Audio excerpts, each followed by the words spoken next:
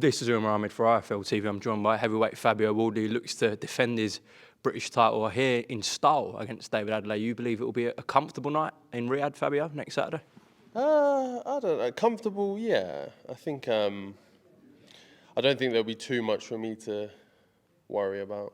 There won't be too much that I haven't seen before anyway. So if there is anything, if it does get a bit tasty in there, then I'm more than prepared. I know there has been a lot of talk over the last, 10 months, majority from him, of course. You have responded a few times, as you would. But if you're taking that element away, what do you actually see in David Adeleye that's a positive, if you like? What's impressed you about David Adeleye?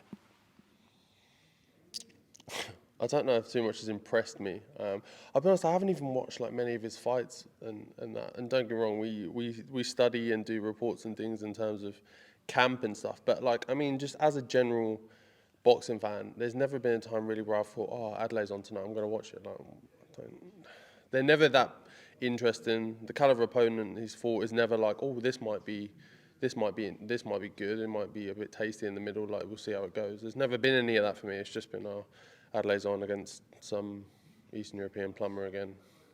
He'll probably get rid of him in 4 or 5 rounds or whatever. Like, it's nothing too special. So I've never really been that fussed. So there's not really much I've seen, and there's definitely nothing that I found particularly like I've nodded my head to and gone, oh, that's pretty good. Like, there's nothing there for me.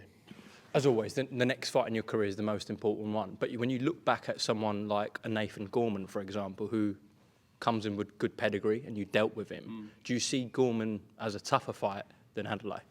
Yeah, definitely. Gorman, definitely at the stage of his career that he was at, he's been in bigger fights, been on bigger stages. Don't get me wrong, he had the fight against the Bar, he lost, but you learn a lot from those fights, and that's a big fight for him to be in. And then off his amateur pedigree as well, he'd spent loads of time in the GB squad and things like that. And then from that traveller background as well, so they fight from about 2 years old or something like that. So he has such a long history of fighting, and I wouldn't say that fight was particularly comfortable of a win, but I wasn't out of my depth at all. I was perfectly fine. I had loads more in the tank and loads more tricks to pull out of the bag, and I got through that pretty nicely. So to then now get in with someone like Adeleye, who I don't believe is better than Nathan, not in the slightest. So it speaks for itself that I've already kind of ticked off someone that's harder than him. When you look at your career, you haven't looked out of depth in any fight really, which is a surprise maybe, because you don't come in with any pedigree. We all know that about you. Your journey's been a strange one, but a very good one so far. And I know you're a cool, calm customer, but would it, the whole trash talk with David Adeleye from his side especially, does it add something? Do you want to do a real job on this guy on the 20th of October? Yeah, more so, because look, I don't mind.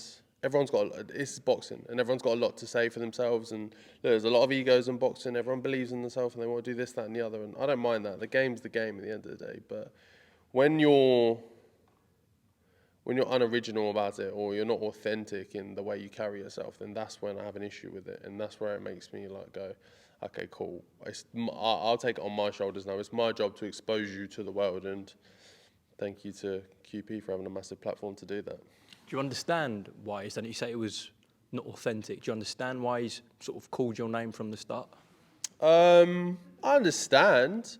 I get it. And there's a certain way to do those things. There's a certain way to, like I say, certain way to do those things, certain way to carry yourself. Because I've had people calling my name for a long time, and in varieties, the Fraser Clarks and this, that and the other, Dave Allen, who there and everyone else. Like, that's not a problem. I haven't got any issues with those people. Do what you've got to do to try and big yourself up, promote yourself, and try and get a fight with me.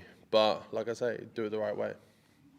I'm not going to touch on this subject too much, but I haven't spoke to you since that red carpet incident. So from your perspective, what happened there, and in your opinion, why did it happen? It was an unfortunate situation, wasn't it? Because it was a massive event, like a massive red carpet. All the eyes were on us to have a big kind of announcement of our fight, or mine and his fight, and obviously the main card as well. And it was ruined by a few silly people doing a few silly things. So more so just unfortunate and disappointing that a situation like that would have occurred on on such a big stage, and I think it's testament to show that certain people aren't comfortable being in those environments. Do you believe you stop David Adeleye next Saturday? Yeah, 1000%. I've stopped all my other opponents, so this one's gonna be no different. Have you played it out in your head how you finish him? Yeah, like this is the thing.